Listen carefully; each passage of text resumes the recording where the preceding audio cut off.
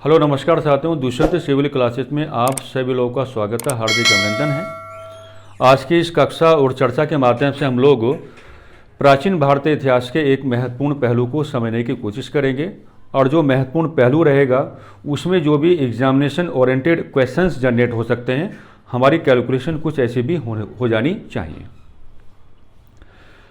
अच्छा देखिए, प्राचीन भारतीय इतिहास के संदर्भ में हम आज आपको एक विचार देना चाहते हैं कि प्राचीन भारतीय इतिहास के संदर्भ में अगर हमें ये कैलकुलेट करना पड़े कि ऐसा पहला कौन सा व्यक्ति रहा है जिसे हम पहला विदेशी राजदूत कह सकते हैं, तो आपने देखा होगा कि प्राचीन भारतीय इतिहास के संदर्भ में ऐसा पहला व्यक्ति जिसे हम पहला विदेशी राजदूत कह सकते हैं, अम्बेसडर कह सकते हैं, तो वहां पे रेफरेंस आपको किनका उठाना पड़ता है? मेगास्थनीज। क्योंकि देखो, मेगास्थनीज से पहले, यानी कि हम सब लोग जानते हैं कि जो मेगास्थनीज हैं, इनका जो अराइवल है, इनका जो प्रस्तुतिकरण है, वो चंद्रगुप्त मौर्य के दरबार में होता है, राइट। और जब चंद्रगुप्त मौर्य के दरबार में होता है तो वहीं से हम इन बातों को मान के चलते हैं कि भाई जो मेगास्थनीज हैं ये क्या हैं? ये अपने आप में क्या हैं? पहले विदेशी राजदूत माने गए हैं हमारे संपूर्ण भारतीय इतिहास के संदर्भ में भी आप कह सकते हो। हालांकि प्रॉपर कैलकुलेशन कहां पर है? प्राचीन भारतीय इतिहास के संदर्भ में तो है ही, लेकिन एक ओकेशन और आया था, और एक ओकेशन तब आया था जब भारत में सिकंदर महान का प्रवेश आप पाते हैं, या भारत में जब आप ये कहने की बात करते हैं कि सिकंदर ने जब भारत पर आक्रमण करने की योजना बनाई, तो एक ओकेशन उस समय भी आया था। और ओकेशन की बात यह है कि जब आप सिकंदर के सामने तक्षशिला के शासक आंभी को रखने की बात करेंगे, बात मेरी प्यार से समझना, जब आप सिकंदर के सामने तक्षशिला के शासक आंभी को रखने की बात करेंगे तो एक ओकेशन उसी समय आया था। अगर तक्षशिला और सिकंदर के बीच कोई अगर प्रॉपर कम्युनिकेशन होता, कोई अगर प्रॉपर बातचीत होती, या तक्षशिला सिकंदर महान के समक्ष आत्मसमर्पण ना करता, तो संभवतः हम यही देख पाते कि सिकंदर और तक्षशिला के बीच की जो उस समय वार्ता होती, इसी वार्ता के आलोक में पहला विदेशी राजदूत आपको दिखाई पड़ता। लेकिन जैसा कि हम जानते हैं कि तक्षशिला के शासक जो आंभी हैं, उन्होंने सिकंदर के सामने किसी भी प्रकार की कोई चुनौती या अपना कोई बड़ा और राजनीतिक पद रखने की कोशिश ही नहीं की। उन्होंने जैसे ही सिकंदर के सैन्य संगठन को देखा तो उन्होंने सिकंदर के सामने क्या कर दिया? आत्मसमर्पण कर दिया। और जैसे वो आत्मसमर्पण हुआ तो कम्युनिकेशन तो होना ही नहीं था।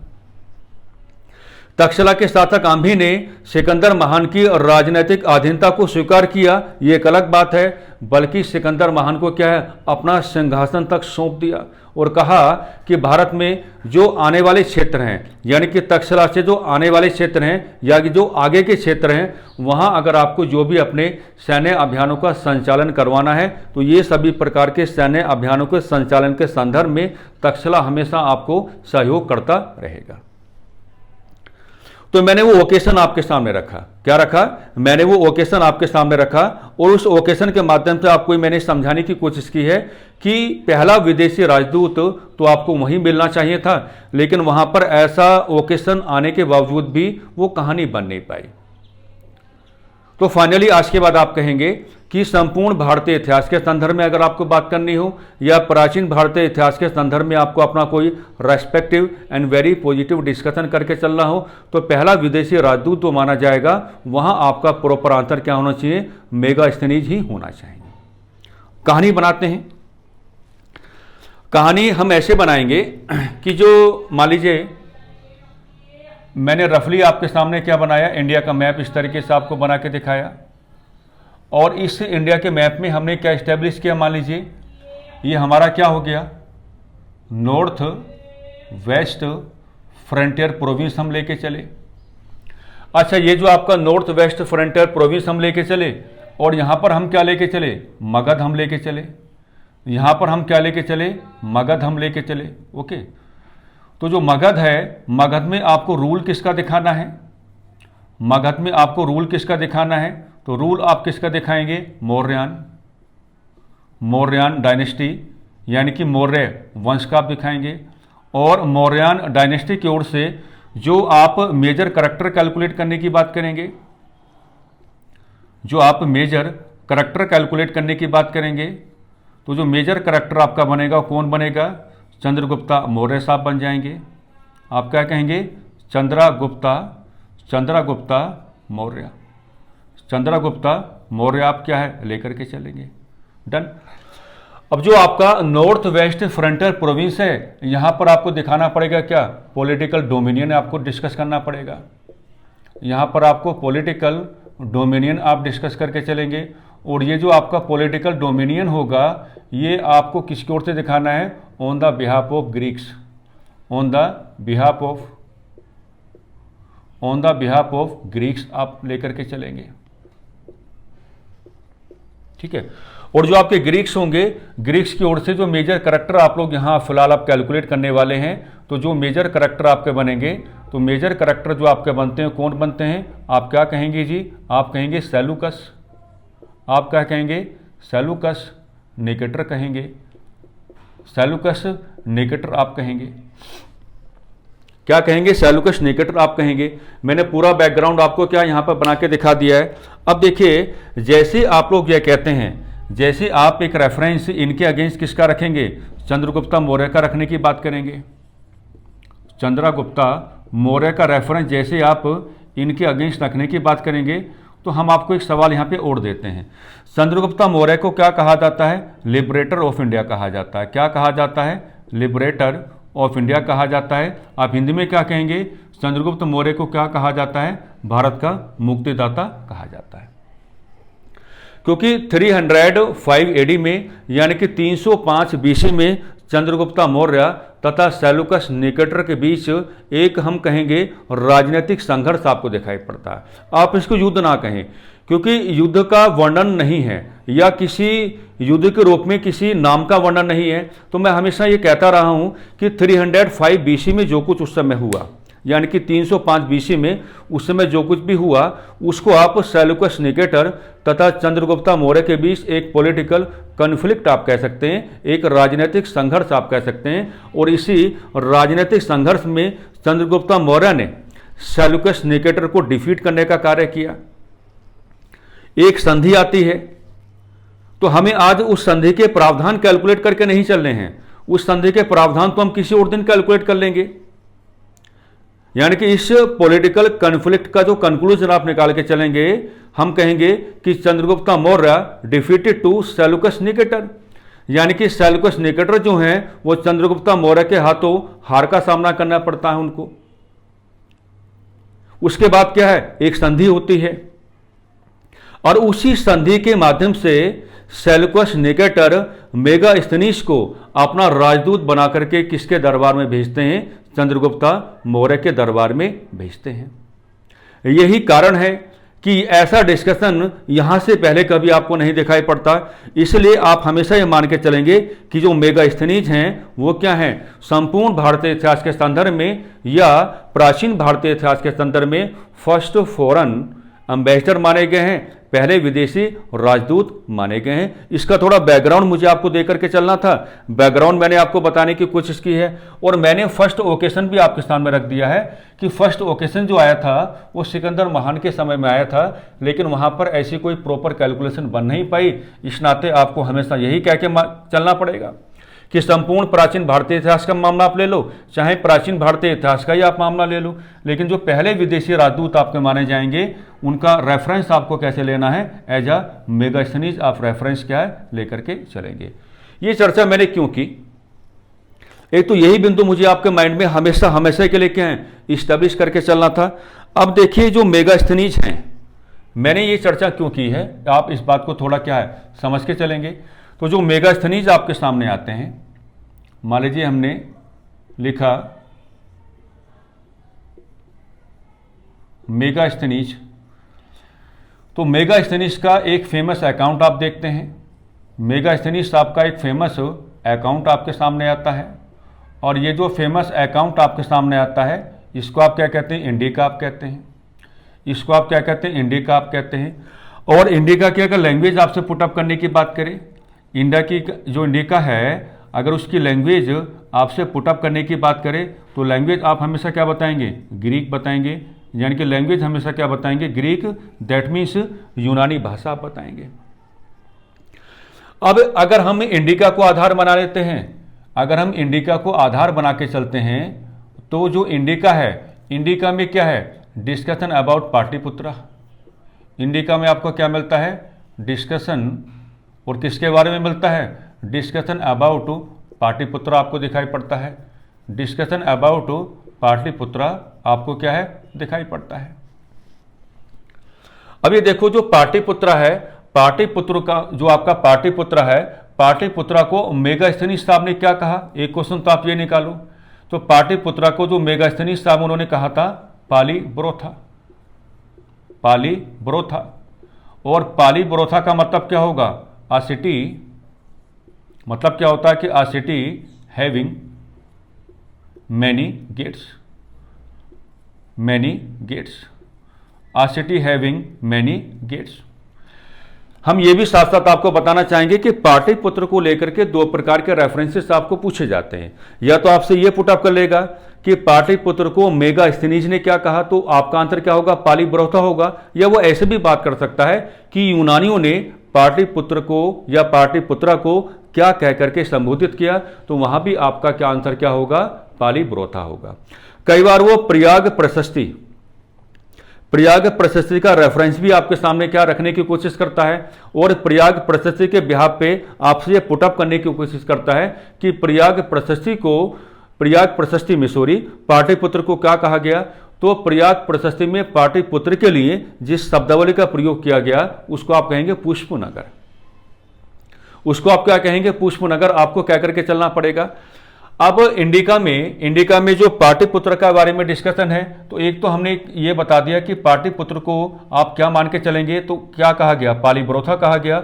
इसका मतलब क्या होगा, आ सिटी हैविंग मैनी गेट्स, एक ऐसा शहर जिसमें प्रवेश पाने के लिए क्या है, कई सारे आपके पास क्या है, द्वार हो जाते हैं, गेट्स आपके पास हो जाते हैं। दूसरी बात एक ही है कि इसी इंडिका में जो पाटलिपुत्र है, पाटलिपुत्र का के रिगार्डिंग एक डिस्कशन और आपको मिलेगा, उसको हम कहेंगे डिस्कशन अबाउट द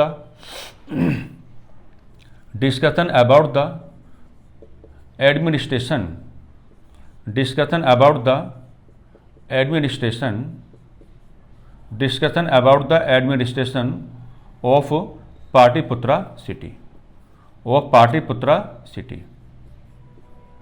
हमको ये काफ़ी इंपॉर्टेंट लगता है, इस नाते हमने कुछ अलग अलग प्रकार के बैकग्राउंड्स भी आपके सामने बना के दिखाए, और जो चर्चाएं हमें करनी थी उनकी बातें भी हम आपसे कर ही रहे हैं।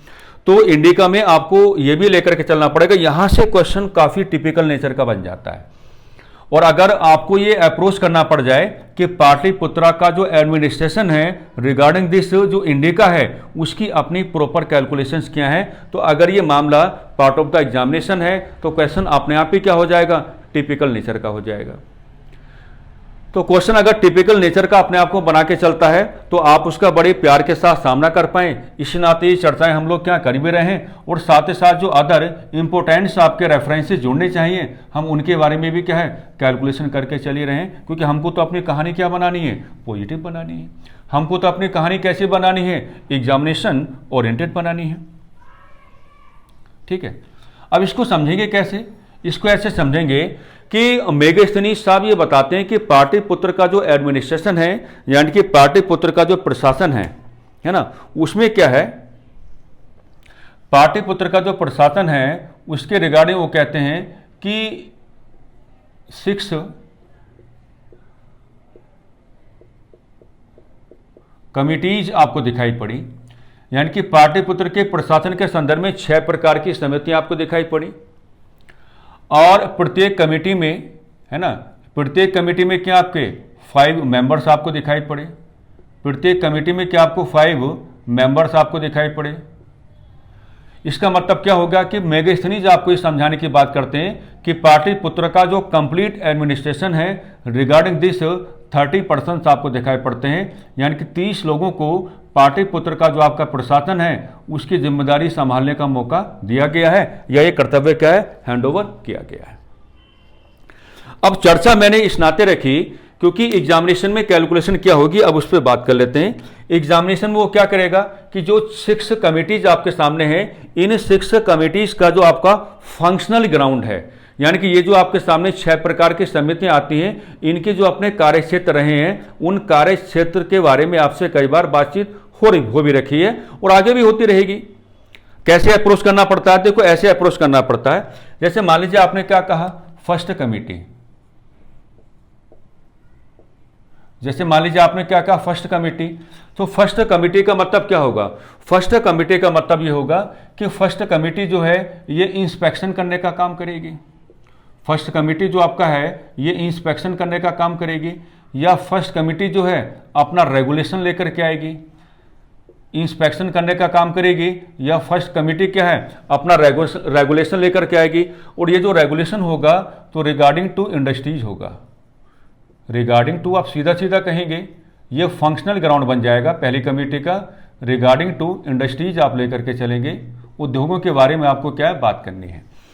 यानी कि प्रथम समिति का मामला यह है कि राज्य में पड़ने वाले जितने भी उद्योग एवं धंधे हैं उनको इंस्पेक्ट करके चले, उनका निरीक्षण करे, उनका इंस्पेक्शन करे, उनका एग्जामिनेशन करे कि उनकी एक्टिविटीज़ कैसी चल रही हैं, और उन तमाम प्रकार की जो एक्टिविटीज़ हैं उनका प्रॉपर डॉक्यूमेंटेशन करे। और डॉक्यूमेंटेशन करने के बाद किसको हैंडओवर कर दे? सिंहासन को, थ्रोन को, राजा को, गद्दी को, शासक को, जो आपका मन हो वो आप कह डालो।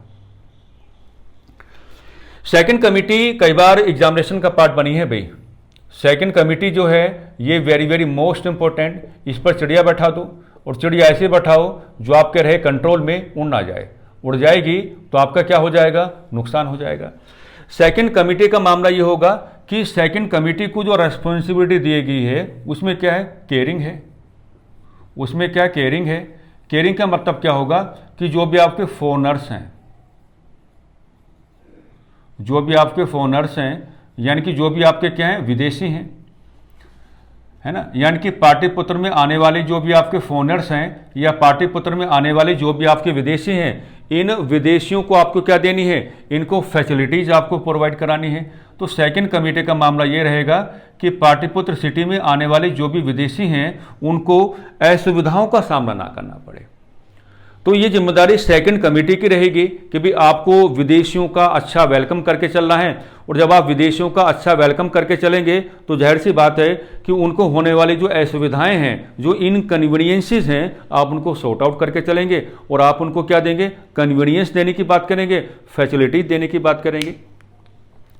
अच्छा, यहाँ पर जो आपका थर्ड कमेटी है साथियों, ये भी कई बार क्या है आपके एग्जामिनेशन का पार्ट बन चुकी है। और अगर एग्जामिनेशन का पार्ट बन चुकी है तो इस पर भी क्या बैठाओ? चिड़िया बैठाओ। और चिड़िया फिर तो कौन सी बैठाओगे? समझदार चिड़िया होनी चाहिए, उड़ ना जाए। अगर उड़ गई तो आपका क्या हो जाएगा? नुकसान हो जाएगा। थर्ड कमेटी का मामला क्या होगा? इसको करना होता था साथियों डॉक्यूमेंटेशन। इसको क्या करना होता था? इसको डॉक्यूमेंटेशन करना होता था। और डॉक्यूमेंटेशन किस चीज़ का करना होता था? डेथ एंड बर्थ का। डेथ एंड बर्थ, यानी कि जन्म और मृत्यु के संदर्भ में जो दस्तावेज बनाने का कार्य करती थी, तो दस्तावेज बनाने का जो कार्य किया करते थे साथियों, उसके रिगार्डिंग आपका प्रॉपर आंसर क्या हो जाएगा? ये आपका थर्ड कमेटी हो जाएगा। एक बार रिकॉल कर लेते हैं। मेगा स्तनीश साहब हमको ये समझाते हैं कि पाटलिपुत्र नगर का जो आपका कंप्लीट एडमिनिस्ट्रेशन है उसको देखने का कार्य 6 टाइप्स की जो आपकी कमेटीज हैं वो कर रही थी। प्रत्येक कमेटी में कितने हो गए? 5 मेंबर आपको हो गए। तो वो समझाते हैं कि पाटलिपुत्र नगर का जो संपूर्ण प्रशासन है उसकी जो वेरी पॉजिटिव रेस्पॉन्सिबिलिटी है वो 30 लोगों को क्या है दी गई है। तो पहली कमेटी का फंक्शनल ग्राउंड हमने आपको बता दिया। सेकंड कमेटी इंपॉर्टेंट है, उसका फंक्शनल ग्राउंड आपको बता दिया गया है। थर्ड कमेटी का फंक्शनल ग्राउंड भी आपको क्या बता दिया गया है। ये चीज़ जब एग्जामिनेशन में आती है मेरे प्यारे साथियों, तो सवाल अपने आप में क्या बन जाता है? टिपिकल नेचर का बन जाता है। ये बात हमको समझने की आवश्यकता है। ठीक है, अब बाकी 3 कमेटीज और आपकी बची हैं, उनका जो आपका रेस्पेक्टिव फंक्शनल ग्राउंड है उसको भी जरा हम लोग कैलकुलेट कर लेते हैं। फिर ये डिस्कशन आपका क्या हो जाएगा? कंप्लीट हो जाएगा। आपको फिर आगे रिगार्डिंग दिस आपको अपने आप को क्या है कंफ्यूज करने की कोई आवश्यकता नहीं रहेगी, और आपको अपने आप को क्या अननेसेसरी क्या है परेशान भी करने की आवश्यकता नहीं रहेगी। आइए बनाते हैं। तो जो आपका नंबर 4 वाली कमेटी रहेगी, ओके, जो आपका नंबर 4 वाली कमेटी रहेगी उसका फंक्शनल ग्राउंड कैसे दिखाएंगे? तो नंबर 4 पे जो कमेटी है उसको इधर बना लेते हैं। नंबर 4 वाली जो आपकी कमेटी रहेगी उसका जो आपका फंक्शनल ग्राउंड होगा, तो इसको हम कहेंगे, इसको भी क्या करना है? इंस्पेक्शन करके चलना है। निरीक्षण जिसको आप कहते हैं हिंदी में, इसको भी इंस्पेक्शन करके चलना है। लेकिन इंस्पेक्शन किसका करेगी? ट्रेडिंग एक्टिविटीज़ का करेगी। इंस्पेक्शन किसका करेगी? ट्रेडिंग एक्टिविटीज़ का करेगी, यानी कि व्यापारिक गतिविधियों का करेगी। ट्रेडिंग एक्टिविटीज़ का करेगी यानी कि व्यापारिक गतिविधियों का करेगी। लेकिन ये जो व्यापारिक गतिविधियां हैं इसके साथ आपको जोड़ना पड़ेगा एक्सेप्ट इंडस्ट्रीज, एक्सेप्ट इंडस्ट्रीज, यानी कि उद्योगों एवं धंधों के अलावा जो अतिरिक्त आपकी व्यापारिक गतिविधियां हैं उनका निरीक्षण करने का काम कौन करेगी? आपकी चौथी समिति करेगी। क्योंकि इंडस्ट्रीज की बात तो हमने सबसे पहली वाली कमेटी की ओर से करनी है, तो यहां लिखा रहता है बुक में कि इंस्पेक्शन करने का काम था किसका? व्यापारिक गतिविधियों का, ट्रेडिंग एक्टिविटीज का। लेकिन व्यापारिक गतिविधियों को यहां पर थोड़ा क्या है? कैटेगराइज करके चला जाता है। और कैटेगराइज करके चलने का तरीका क्या होता है? एक्सेप्ट इंडस्ट्रीज, उद्योगों के अलावा। फिफ्थ कमेटी की बात करते हैं। तो जो आपका फिफ्थ कमेटी है, जो आपका नंबर 5 वाली कमेटी रहेगी, नंबर 5 वाली कमेटी को भी क्या है? हम यही कहेंगे कि इसको भी क्या है? इंस्पेक्शन करने का अधिकार है। इसको भी क्या है? इंस्पेक्शन करने का अधिकार है। और इंस्पेक्शन करने का अधिकार किस संदर्भ में है? हम कहेंगे सेलिंग ग्राउंड ऑफ, हम क्या कहेंगे? Selling ground of, selling ground of goods, selling ground of goods. यानी कि कुल मिलाकर के हिंदी में आप ये कहने की कोशिश करेंगे कि वस्तुओं को जब आप बेचने की बात करते हैं तो वस्तुओं को बेचने के संदर्भ में जो एक व्यवहार आपके सामने आता है स्पेशली, उसका इंस्पेक्शन करने का काम कौन करेगी? आपका नंबर 5 वाली क्या है? कमेटी करके चलेगी। अच्छा, जो लास्ट कमेटी रहेगी नंबर 6 पे, लास्ट वाली जो आपकी कमेटी रहेगी नंबर 6 पे, तो इसको हम अधिकार जो देंगे, इसको जो हम अधिकार देंगे, जो राइट देंगे, तो राइट में आपको कहना पड़ेगा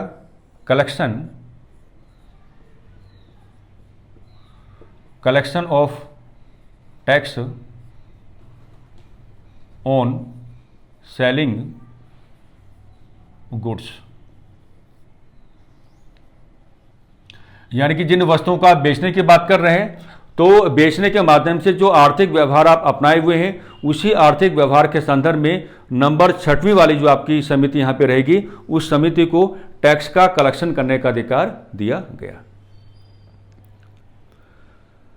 तो ये सारा मामला जो हमने आपके सामने रखा है, इसमें दुनिया भर के सवाल निकाल के हमने आपको दिखाए। तो एक तो यह है कि इस क्लास से आपको वेरी स्ट्रॉन्ग लेसन टीच करने की आवश्यकता ये रहेगी कि आपका जो सेल्फ स्टडी वाला मोड होगा, आपका व्यवहार भी ऐसा होगा। आप विचार दें अपने मस्तिष्क को, और विचार देकर के उसको मल्टी डायरेक्शंस ओरिएंटेड बना लें, चारों दिशाओं में सोचना शुरू करें, तो सवाल अपने आप ही क्या है? बाहर निकल के आते रहते हैं। मेगास्थनीज के बारे में, इंडिका के बारे में जो भी चर्चाएं हमने की हैं, या पाटलिपुत्र नगर का जो आपका प्रशासन है, ये खासतौर से मुझे आपको आज दिखाना था। इसके बारे में जो हमने डिस्कशन किया है, 6 की 6 समितियां आपके ग्रुप में होनी चाहिए। 6 की 6 समितियों के जो रेस्पेक्टिव फंक्शनल ग्राउंड हैं वो आपकी ग्रुप में होनी चाहिए। वो आपसे मैच द कॉलम करवा सकता है या एक लाइन के माध्यम से क्या है? क्वेश्चन पुटअप कर सकता है। लेकिन मुझे भरोसा इस बात का है, जब ये सवाल आपके सामने आएगा तो मैच द कॉलम ओरिएंटेड रह जाएगा। ठीक है, तो इन्हीं सकारात्मक शब्दों और शब्दावलियों के साथ हम आज की क्लास को विराम देते हैं। आप स्वस्थ रहें, खुश रहें, लगातार अपनी परीक्षा की तैयारी करते रहें और हारे बिल्कुल ना। लगातार अपने आप को अपनी तैयारी में बना के रखें। वो दिन दूर नहीं जब आपका नंबर भी कहाँ आएगा? कंप्यूटर स्क्रीन पे आ जाएगा। उस दिन के लिए जीना है, उस दिन के लिए जीना है। अभी परेशानियां जितनी भी उठा रहे हो उठा लो। अभी मन बेचैन हो जाता है कई बार कि उसका जीवन तो ऐसा है, उसका जीवन तो ऐसा है, या उसका जीवन तो ऐसा है। जिसका जैसा है उसका वैसा रहने दो। अपने आप को फोकस करो और केवल उस दिन के लिए दियो जिस दिन आपका रोल नंबर अनुक्रमांक कंप्यूटर की स्क्रीन पर आएगा। और जैसे वो आएगा ना, अपने माता पिता के आंखों में वो खुशी देख लेना एक बार, जिस खुशी का कोई मोल नहीं है, वैल्यू नहीं है। उनके चेहरों पर उस खुशी को लाने के लिए जितनी ताकत साथियों हम लगा सकते हैं ना, हमको लगा देनी चाहिए। कोई बात नहीं, अभी परेशानी में हैं, परेशानी में रहने देते हैं अपने आप को, काम करते रहते हैं, लेकिन उस दिन के लिए जीते हैं, उस दिन के लिए काम करते हैं जब हम ये बता पाएंगे कि हम भी कुछ थे। ठीक है, बस इसी सकारात्मक संदेश के साथ हम आज की क्लास को, चर्चा को थोड़ा विराम देना चाहेंगे। मिलते हैं नई क्लास में नए विचार के साथ, नई प्रकार की ऊर्जा के साथ। नमस्कार।